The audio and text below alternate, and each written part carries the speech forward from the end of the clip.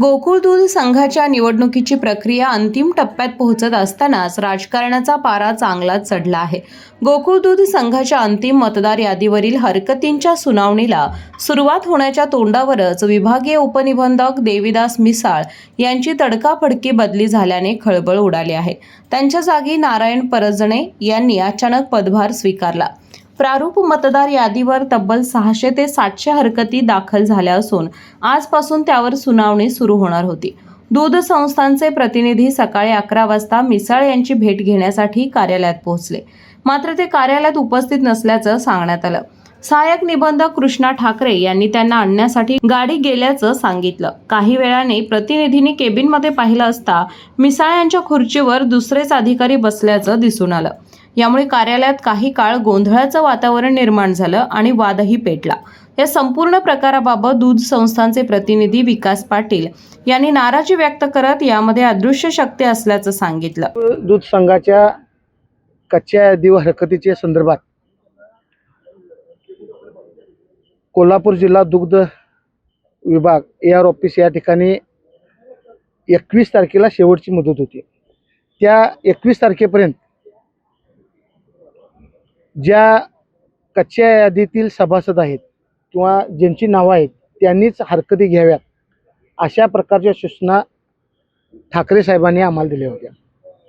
आमचं शिष्टमंडळ ठाकरे साहेबांना भेटलं आणि आम्ही त्यांना विचारले की आज शेवटची तारीख आहे आणि ज्या आम्ही अनेक दूध संस्थांच्यावर किंवा अनेक गोष्टीवर ज्या आम्ही तक्रारी करणार आहेत तिची आम्हाला जरा माहिती दिली तर बरं होईल.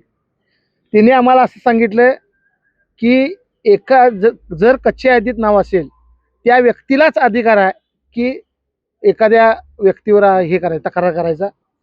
ती तक्रार करत असताना एका व्यक्तीच्यावरच करायची आहे असं सांगितलं. आणि दुसरी गोष्ट अशी सांगितलं की हे सगळं होत असताना तुम्हाला 6:15 वाजेपर्यंत त्या तक्रारी द्याव्या लागतील. आज आम्ही साहेबांना जाऊन भेटलो.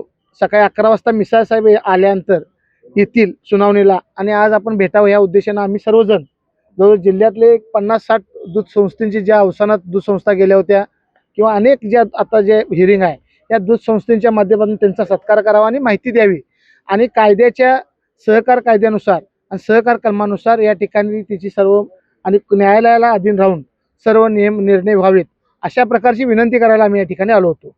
परंतु 11, 11:15, 11:30 वाजले. आदरणीय ठाकरे साहेबांना आम्ही आत गेल्यानंतर विचारले की काय परिस्थिती आहे आणि मिसाळ साहेब किती वाजता येतील. ते म्हणले की गाडी गेल्याने 5 मिनिटात येतील आणि 5 मिनिटानंतर आम्ही बाहेर आल्यानंतर आत जाईस तोपर्यंत परत समजलं की त्या ठिकाणी हातकलंगलेचे उपनिबंधक नारायण परजणे साहेब हे त्या ठिकाणी खुर्चीत येऊन बसले. आम्हाला काय समजायचं तयार नाही. 11:30 पावणे 12ला ते येऊन बसतात आणि त्यानंतर आम्हाला लक्षात आलं. आम्ही म्हटलं साहेब तुम्ही मिसाळ साहेब येणार होते. नाही वैद्यकीय कामासाठी त्यांना त्यांची रजा दिली आणि त्यांच्या ठिकाणी मला बोललोय आणि त्या रजेसाठी प्रज्ञा तायडे मॅडम यांनी त्या ठिकाणी माझी नियुक्ती केलेली आहे. हे राजकारण 100% प्रेशर करून आणि ज्या हायकोर्ट सुप्रीम कोर्ट किंवा सगळीकडे ज्या पराजय झालेल्या ज्या शक्ती आहेत त्यांनी हा राजकीय डाव करायचा आमच्यावर प्रयत्न केलेला आहे. खऱ्या अर्थानं ह्या दूध संस्था गोकुळमध्ये बसूच नये असा डाव या ठिकाणी केला जात आहे. दरम्यान मिसाळ यांनी आपली बदली वैद्यकीय कारणास्तव झाल्याचं स्पष्ट केलं आहे. मात्र ऐन सुनावणीच्या दिवशी झालेल्या या बदलीमुळे गोकुळच्या पात्र अपात्र संस्थांच्या मुद्द्यावर राजकीय आरोप प्रत्यारोपांना पुन्हा सुरुवात झाली आहे. पावसाळ्यातील संस्थांना मतदानाचा अधिकार देताना वस्तुस्थिती तपासण्याच्या न्यायालयाच्या सूचनेनंतर ही सुनावणी महत्त्वाची मानली जात आहे. आता नव्या अधिकाऱ्यांच्या उपस्थितीत होणाऱ्या सुनावणीनंतर अंतिम मतदार यादीत किती संस्था पात्र ठरतात याकडे सर्वांचं लक्ष लागलं आहे.